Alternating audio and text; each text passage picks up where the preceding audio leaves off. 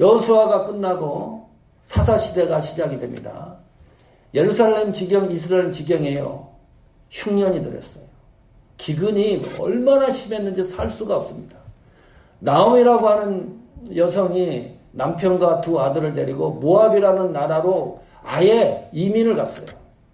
재산 모두 다 정리를 하고. 그런데 모압이라고 하는 나라에서 남편이 죽어요. 두 아들이 모압 여성과 결혼을 했어요. 이 두 아들도 죽어요.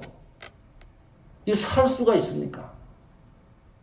흉년 들고 기근 들어서 어떻게든 살아보려고 모압이라는 이방 나라 가서 살고 있는데 남편도 죽고 두 아들도 사망했습니다.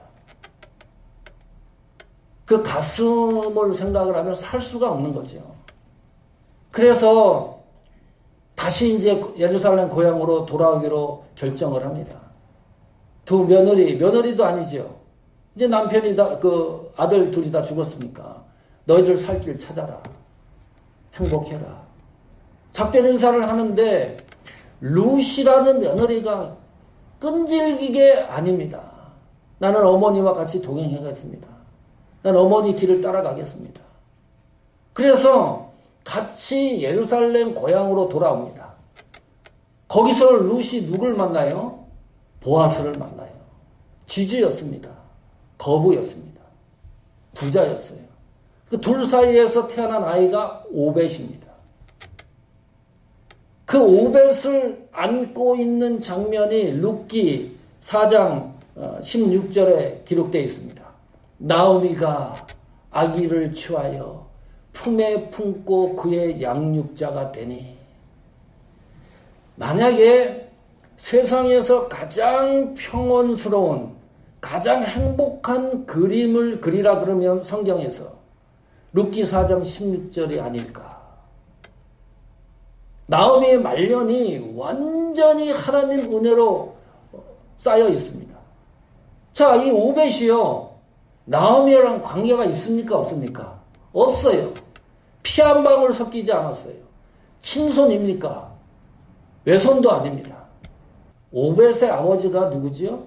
보아스입니다. 보아스의 아버지는 누구지요? 살몬입니다. 보아스가 부자였으면 보아스의 아버지도 부자였다는 거예요. 그 당시 풍속으로 지주였고 거부였습니다. 그 살몬의 와이프가 누구예요? 라합이에요. 그러면 라합과 오벳과 관계가 어떤 거지요? 친할머니 관계예요. 룻기 4장 16절에 보면 온 동네 이웃들이 오벳을 안고 있는 나오미를 칭송했습니다. 너는 정말 하나님 앞에 축복받은 존재다. 이 아이가 반드시 이스라엘에 너무나 유명한 인물이 될 것이다. 너무 부러워했어요. 너무 기뻐했어요. 온 동네 이웃들이. 그렇다면 친할머니 라합이 오벳을 안고 있는 장면을 상상해 보십시오. 그 기쁨이 얼마나 깊고 넓었을까. 나오미가 이렇게 기쁘고 행복했다 그러면 친할머니인 라합은 그 기쁨과 행복을 우리가 성경에 기록할 수 없을 정도로 크고 넓었을 거다. 라합의 말년이 보통이 아닙니다. 살몬이 부의했다 그랬어요. 회장, 영부인이 된 거예요. 그런데 성경이 침묵을 하고 있어요. 그것 좀 적어놨으면 좋겠는데 라합이 이처럼 하나님 앞에 은혜와 축복을 받았다는 사실을 기록해 놓으면 좋은데 저희가 성경을 쫓아가면서 느끼는 감정들로 라합의 축복을 생각하고 있습니다. 왜 그럴까요? 마태복음 1장 5절입니다. 살몬은 라합에게서 보아스를 낳고 보아스는 룻에게서 오벳을 낳고 오벳은 이새를 낳고 그랬습니다. 이 마태복음 1장 5절이 뭐지요? 왕의 족보입니다. 이새가 누굴 낳아요? 다윗입니다. 적통이에요. 마태복음 1장 5절에 보면 드디어 수식어가 붙었던 기생의 꼬리표가 완전히 사라졌습니다. 무슨 말이에요? 왕의 족보에 들어가는 것이 성도의 최상의 가치입니다. 이 가치가 얼마나 위대하면 라합이 이 세상에서 어떻게 살았는지, 어떻게 부유하게 살았는지 비교할 수가 없다. 왕의 족보에 들어가는 것이 어떠한 것으로도 비교할 수 없기 때문에 성경이 라합이 받은 축복을 성경이 기록할 이유가 없는 거예요. 왜요?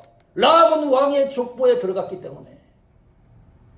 설명할 길이 없는 거예요. 어떤 그 축복도 비교할 수가 없다. 최고의 축복을 받은 존재이기 때문입니다. 왕의 족보에 들어갔기 때문에. 구구절절 얘기할 이유가 없어요. 이게 마지막 결론이기 때문입니다.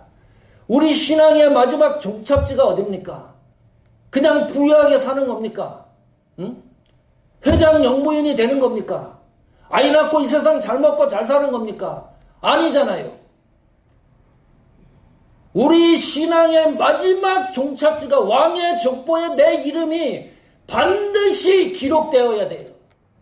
그러지 않으면 내 이 세상의 내 신앙이 아무것도 아니다.